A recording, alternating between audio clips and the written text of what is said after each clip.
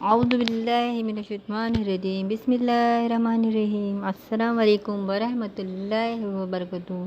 امید ہے تمام لوگ خیریت سے ہوں گے۔ بیان ہے یہاں پر حبات عاشق حبیب خدا۔ ہمارے نبی صلی اللہ علیہ وآلہ وسلم کے زمانے میں ایک یہودی حبیب نامی بڑا مالدار صاحب وقار رہا کرتا تھا۔ اس کے ایک لڑکا حبات نامی نہایت حسین جمیل تھا۔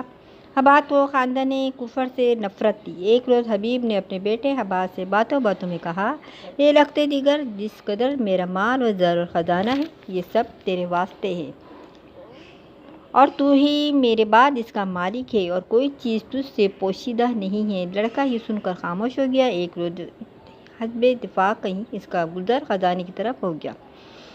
تمام زر و جواہر جو نے جواہر دیکھے اور ایک طرف ہو گیا تو ایک صندوق کو مکفل پایا اور دریافت کیا۔ اس میں کیا ہے؟ خادموں نے دست بستہ عرض کی، ہم نہیں کہہ سکتے اس میں کیا ہے۔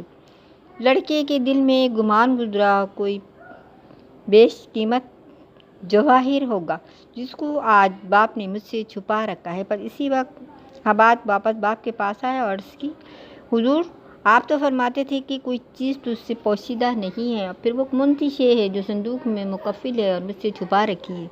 اس کے باپ نے پیار کیا اور کہا، پیارے فرزند، وہ کوئی شے دیکھنے کے لائق نہیں ہے۔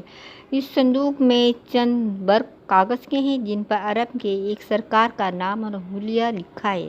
جب تم کو علم ہوگا تو دیکھ لینا۔ حباب کو یقین نہ آیا مگر مجبور تھا۔ ارد ایک شب حبیب شراب پی کر مدہوش ہو گیا تو حباب موقع پا کر خزانے میں داخل ہوا۔ صندوق کھولا تو اس میں سونے کا ایک ڈبہ مہر لگا رکھا تھا جس سے مشک و عنبر کی خوشبو آئی۔ کھول کر دیکھا تو ایک برق کاغذ کا تھا جس پر بخط جلی محمد صلی اللہ علیہ وسلم لکھا تھا اور چند صفحات پر ہمارے بادشاہ محمد صلی اللہ علیہ وسلم کی تحریر تھی۔ بس حباب دیکھتے ہی ہزار جان سے اس نام پر عاشق ہو گیا اور دل قابو سے جاتا رہا۔ فراق میں کچھ ایسا کہتا تھا، تمہاری امت میں ہم ہوئے ہیں، تم ہماری بے شک نجات ہوگی۔ تم ہی ہو دولہا ہو سعد جس کے تمام امت برات ہوگی۔ شفیع روز جزا تم ہی ہو، تمہارے منہ سے نجات ہوگی۔ جو تم کرو گے وہ کام ہوگا، جو تم کہو گے وہ بات ہوگی۔ سبحان اللہ۔ حباب نے یہاں تک گریہ جاری کی کہ بے ہوش ہو کر زمین پر گر پڑا۔ ملازموں نے اٹھایا، تھوڑی دیر میں ہوش آیا۔ اسی اثنا میں باپ کو خبر ہوئی تو بہت غصہ ہوا اور کہا کہ بیوقوف، یہ کیا غضب کیا، یہ تو کس کا نام اپنی زبان سے لیتا ہے؟ ارے دیوانے، یہ تو ہمارا دشمن جان ہے اور اس کا نام لینا ہمارے مذہب میں منع ہے۔ حباب نے کہا، یہ نام تو میری جی جان کا قرار ہے۔ باپ غضبناک ہوا اور اس کے منہ پر تماچے مارنے لگا۔ لوگوں نے ہر چند سمجھایا لیکن اس کے خیال میں باز نہ آیا اور وہ یہی کہتا تھا کہ میری جان بھی جاتی رہے گی تب بھی میں یہی نام اپنی زبان سے لوں گا، اور کچھ ایسا کہتا تھا، تمنا وقت مرون یہ میری ایک کبریا نکلے زبان سے، نام تیرا اور محمد مصطفیٰ نکلے۔ سبحان اللہ۔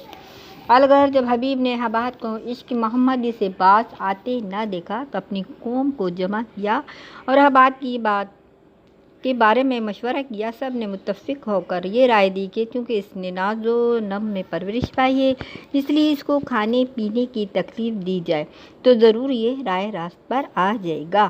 لہذا دونوں وقت میں ایک وقت اس کو روٹی اور پانی دیا جاتا تھا، لیکن اس عاشق صادق نے اس تکلیف کو راحت سمجھ کر کچھ پرواہ نہیں کی۔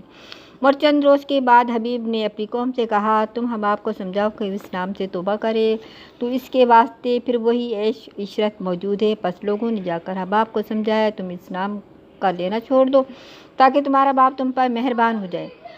جب حباب کو کس طرح باز نہ آیا تو حبیب نے چند غلاموں کو بلا کر اس عاشق رسول کو ماما زنجیر کر کے حوالے کیا اور کہا کہ دن بھر اس سے گلے چراغا کرو اور شب کو چوکیداری کرے۔ اور بعد روایت میں یوں بھی آیا ہے کہ ایک روز جب سب چرواہوں نے آپس میں مشورہ کیا کہ چل کر حباب کو سمجھائیں، ممکن ہے مان جائے، امیر کا بیٹا ہے، اگر مان گیا تو اس کا باپ ہم کو بہت انعام دے گا۔ پس سب چرواہوں نے جا کر حباب کو سمجھایا۔ حباب وحشیوں کی طرح ادھر ادھر دیکھتا تھا اور دو شوق مدینے کی طرف منہ اٹھا کر मदीने जाने की तमन्ना करता था। रिवायत है कि जब हबाब जान से आरी हो गया तो हक ताला की जानिब अर्ज़ की, ए मालिकी दो जहां, तो सब की हाजतों को पूरा करता है, जिसकी जुल्फ़ का सौदा मेरे दिल को हो गया है, जल्द इससे मिला दे। चुनांचे दुआ कबूल हुई, फ़ौरन वो मकान रोशन हो गया और सब तरह की आसाइश हो गई। चंद साल इस मकान में रहते हुए गुजरे थे कि आन हज़रत सल्लल्लाहु अलैहि वसल्लम ने मक्के से मदीने को हिजरत की। इधर हबाब बफज़ल इलाही कैद से रहा हो गया, आपकी याद में दिन रात बेचैन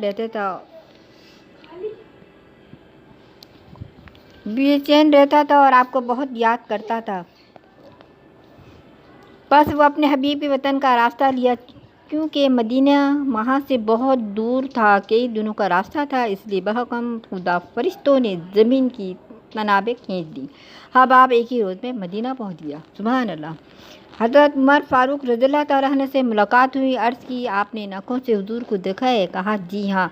चुनांचे वो इन आँखों को बोसा देता था और अपनी आँखों में मलता था, और जिस सहाबी को देखता था इसी तरह कहता। अलगर्ज हुज़ूर सल्लल्लाहु अलैहि वसल्लम के दौलत पर जा पहुँचा और सफ़र थक जाने की वजह से वहीं गिर गया और ज़ौक़ की शौक़ में ऐसा कहता था, दरे नबी पर पढ़ा रहूँगा, पढ़े ही रहने से काम होगा, कभी तो किस्मत मेरी खुलेगी, कभी तो मेरा सलाम होगा। किसी ने जाकर हमारे बादशाह मोहम्मद सल्लल्लाहु अलैहि वसल्लम के हुज़ूर में ख़बर दी। इरशाद हुआ, बुलाओ। असहाब ही दौड़े हुए आए और हबाब को हाथों हाथ ले गए। जिस वक्त हबाब हुज़ूर की जराब में पहुँचे, शम्स रख़सार पर परवाना व निसार होते थे और कहते थे, ज़रा रुख से नकाब अपने उठा दो या रसूल अल्लाह, हमें वो चेहरा दिलकश दिखा दो या रसूल अल्लाह। सुभान अल्लाह। अल्लाह ताला आपके दिलों को इस्लाम की रोशनी से मुनव्वर करे। अगर वाक़ा पसंद आया है तो आप लाइक करें और उसको शेयर करें। अल्लाह ताला और अपना बहुत ज़्यादा ख्याल रखें। अल्लाह हाफ़िज़।